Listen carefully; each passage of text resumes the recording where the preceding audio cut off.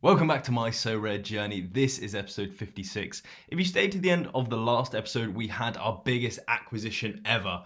Kevin De Bruyne came into the club for a grand fee of £2,700, and today we are trying to solve the problem of Kevin De Bruyne. Because the last 2 weeks, Kevin has returned me for my investment in him, my biggest ever purchase, putting all of my trust into Kevin. He has returned to me with two of his lowest scores over the entire year and pretty much killed two of the best lineups I've had. So thank you for that, Kevin, and we're going to try and sort you out. Picking up De Bruyne then, he has a last 40 of 66. Across the last year, he averages 67.3, which is one of the best scorers on the game. For me, he came off the bench and got 31 points, and then he started the whole game against Aston Villa, 3 goals, and unfortunately couldn't get a decisive, so got 44.9 points. Not really good enough, and definitely not a reason just to sell the player. The whole reason I got Kevin is obviously I was going to the trip, but I wasn't just buying it for the fun of it, right? I do think he was absolutely great value. At the time, compared to other scorers on the platform, at least that score as well as him, and I tried to explain that a little bit in the last episode. So we got him for about £2,700. So at the moment, he's slightly below where we bought him. The reason for this is that the market's kind of gone against us a little bit. It's been after the Premier League launch, card prices have come down quite substantially. And I think it might be about to get worse. So we have this Kevin De Bruyne on auction then, finishing in 1 minute 46. And before this auction finished, because I fully expect this to go for maybe around £2,000, like a big reduction, could be even further, because this is the general trend we're seeing across the market. People are cautious, they're taking money out of the platform. I completely understand why. Check out my last video if you want my full thoughts, but essentially I don't think it's the time to panic. It's just a typical market cycle. We're in a bear market. Sorare hadn't really been that badly affected. Now with the Premier League taking more liquidity out of the platform, I think it's kind of time that they're going to drop a bit further. If it goes for in the £1,000 range, it could just be all over for me, because that would be devastating. But we're going to have to see how he does. What I was thinking I could do is trade out for a super rare maybe, but the problem I found, there wasn't any really appealing. The only one was with our man Pavel Trader, of course. He has a rare Virgil van Dijk, who's injured at the moment, who's a good price. Pavel's got him up at the most ridiculous price ever, because of course he does. But, I could have got him for a straight swap maybe for 5x Van Dijk's rare. I just felt I was rushing into a decision. I only realised De Bruyne's price was finishing in 20 minutes, and I was like, yeah, I love Van Dijk. He's obviously very solid for Liverpool, but they're in turmoil at the moment. And Man City's, the bad scores of De Bruyne aren't really his fault. He had a fantastic game today, got unlucky not to get an assist from the parts I watched, and then we have last week where he's dropped against Spurs, and it's a tough fixture to come into regardless. So, two bad fixtures doesn't make a bad player. They're still going to be one of the best scoring teams on the game for the next season. And sometimes you just need to zoom out. So I'm thinking, right, at this price range, you thought this was a fantastic price a couple of months ago. You would have celebrated when you won the reward. You zoom a year down the line, you take all of his scores into account. Will you be unhappy? This is obviously me talking to myself here. Would you be unhappy with a Kevin De Bruyne, but when you just picked him up out of form as a massive step up? I don't think I would. It's a really hard one, because he doesn't fit my gallery in terms of like pricing or how my strategy was going to go. If you've been watching the channel, what I was looking to do with Champion Europe Rare is compete on a budget, and it's just so contradictory that I've gone out and spent that much money on one of the best players in the league. And at the same time, all of my other players have been doing well. Rui Patricio, lots of clean sheets. Unai Simon, lots of saves. Dybala is absolutely flying at Roma. He's now on, looks like, penalties and corners. He does swaps corners with Pellegrini now and again, who, of course, losing the penalties and the corners is going to dampen his price. Koeman looks to have maybe nailed the spot for Bayern. I don't want to say nailed, because you can't really nail a spot in that Bayern squad, but he's definitely first choice. You see what the fans think. Even coming off the bench this weekend, but I think he was resting for the Champions League. So, the dilemma, the problem we're trying to solve is, I think Kevin De Bruyne will drop in price. He might have already finished. We'll check that in a second. He's ruined two of my teams, so usually I'm quite ruthless and just get rid of someone. He doesn't fit the gallery valuation. 2,500 over £11,000 is far too much to have in one player. If he gets injured, it's going to cause major problems. I'm stuck what to do. But at the same time, a De Bruyne card was so out of my range for so long. Let me just show you the kind of historical prices of De Bruyne, right? Now, it's slightly different because he didn't really have mints, but Last sale, £12,000. Before that, 6, 8, 7, 6. You know, this price is such a good bargain because of the situation we're in. This could be the biggest regret I make if I sell him now at a low price and go into some other card. You know, De Bruyne's one of the best midfielders in the world. Even if he gets injured, and the worst case scenario, I have, you know, £2,500 worth of player just sitting on the sidelines for the rest of the season. When he comes back, he's Kevin De Bruyne. So I am, you know, I'm not coming here with many solutions today. We're just going to look at the market, see what happens with this auction is going to be absolutely key. And then just adjust, you know, if the auction goes for where the last auctions went, 2,700, 800, 2,500 at a low, anywhere between there, I'd be over the moon, but I'm nowhere near expecting that. So let's hope he's still bidding away, because that would mean people have bid on him, but he's probably finished, right? 1,900. Okay. He's finishing there. Oh, that's a shame. One more would have been nice. Is that Alex Harry? I've seen that guy before.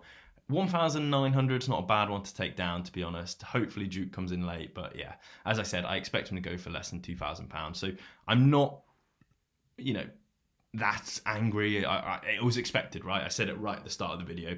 And this is where it's key to understand markets, especially the Sorare market, if you are playing this game like to the highest level. I'll have a little think about that, but whilst we're doing that, I'll show you my teams, because it's been a great week for me. I was 3rd place in Cap 240 with an absolute killer squad. And this Sunday has just not gone well for me. I dropped down to 34th, but still a top tier 1 is very good. So if you think you can only put 240 points in, I scored 367 and still come in 34th. This is how competitive Cap 240 is. In Europe, this isn't too bad at all. Upamecano captain was the wrong choice on reflection, but Laborde got unlucky not to get a goal. Yeah, I'm just kind of running the mill happy with that. I'll try and pick up a tier 3.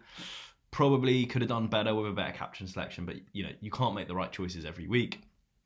Again, I've picked the wrong captain. I always feel like I do this, but Gaia against Unai Simon, you know, they were playing each other. It didn't really make sense for Gaia to be captain. Ito could have been a good choice, but, you know, between Pellegrini's easy fixture and Ito's easy fixture, probably leaning towards Pellegrini just because I know Roma a little bit better. Still, though, that's a tier 3 rare, hopefully. On top of that, Champion Europe, tier 3 rare. This is what I'm talking about. Kevin De Bruyne. How could you do this? The last game. Again, I should have captained Dybala.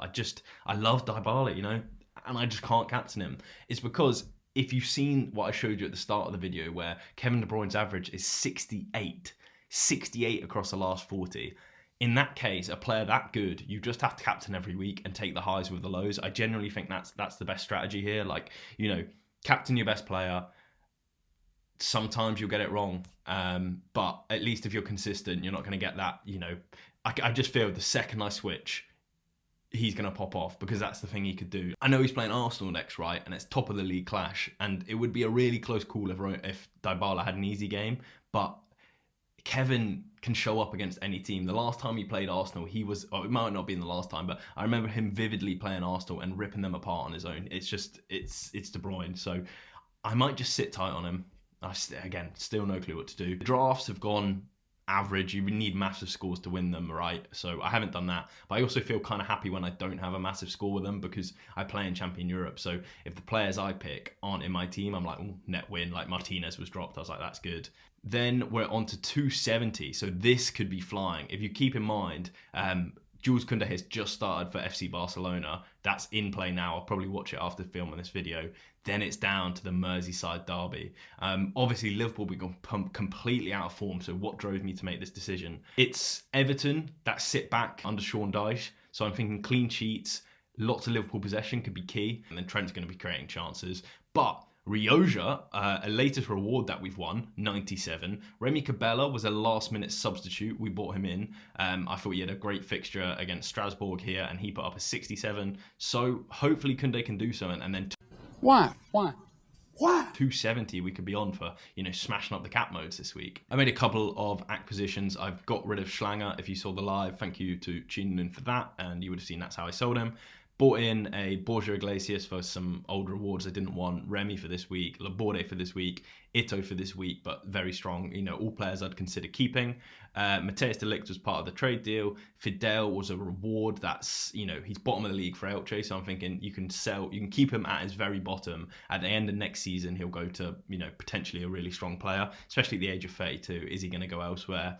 I don't know a lot about him. I just assume not. Nice for Gini Wijnaldum to get his first kind of minutes for Roma. 25 off the bench. It's better than nothing. It's going to keep his cap down. We'll see if he gets a starting spot.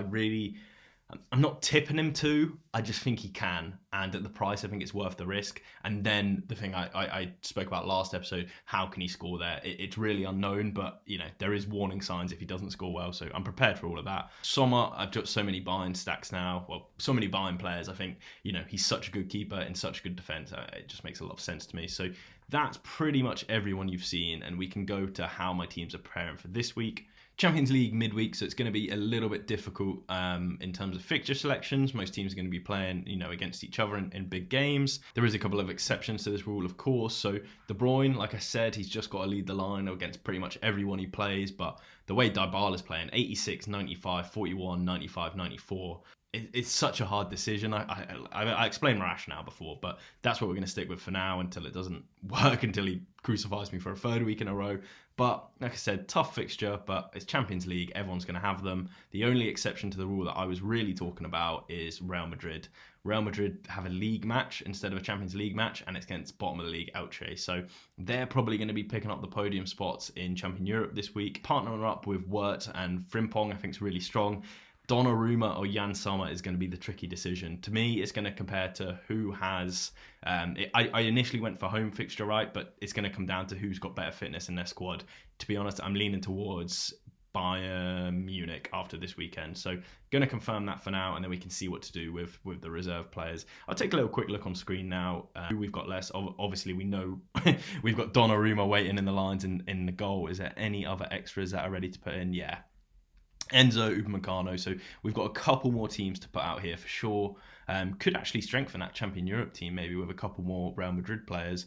We'll probably drop some in the cap 270. In terms of rare then, that is just the limited one. So in terms of rare, the extra cards that we can put out, including the Champion Europe team, is probably very minimal. No one at all. So that's good. No tough decisions. We'll chuck them all in training. Still not really clear on what to do with De Bruyne after his price movement. I did realise now Sorare is going to take his last 3 days. So even some of the traders on Sorare might use that price. And then when you look at him taking up about 20% of the gallery, it's definitely on the high side, but you could live with it, definitely. The only smart thing I've come up with, and this is just an offer, I have no idea if he'll accept. JR Duke was the guy that didn't get De Bruyne, and I looked in his gallery and he has like all of the Man City super rares. He's got De Bruyne, so obviously he must be like going very heavy on Man City. So I've offered this trade deal. Kevin De Bruyne for Valverde and Mendy. So really what I want here is just Valverde for Kevin De Bruyne straight swap. So this lets me go to Rare Pro. I spoke about that, why I want to do that recently, but essentially it's just better rewards, less competition, right? And you want to, push yourself up, especially when prices are going down. It gives you an opportunity to progress to leagues you didn't think would be available. Valverde, in terms of like output, has been a fantastic SO5 scorer this year. In terms of like a nail position, he's pretty key to the Real Madrid team. In terms of his price as well, he's actually just had a massive dip in price. Let me just show you this on screen. But essentially what it means is that, his last sale was recent, so he's fell in line with every other card. You're not playing like extortionate prices, so this is in rare. What I'm trying to show you the rare price here is that if he prices off the rare card, let's say 671, right, or somewhere in between, let's call it 685 would be in between.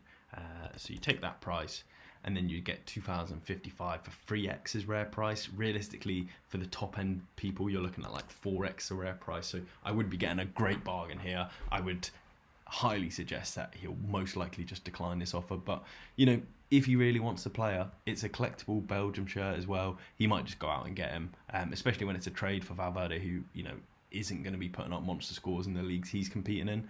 That would be a great swap. Obviously, I've gone in with Ferland Mendy as well.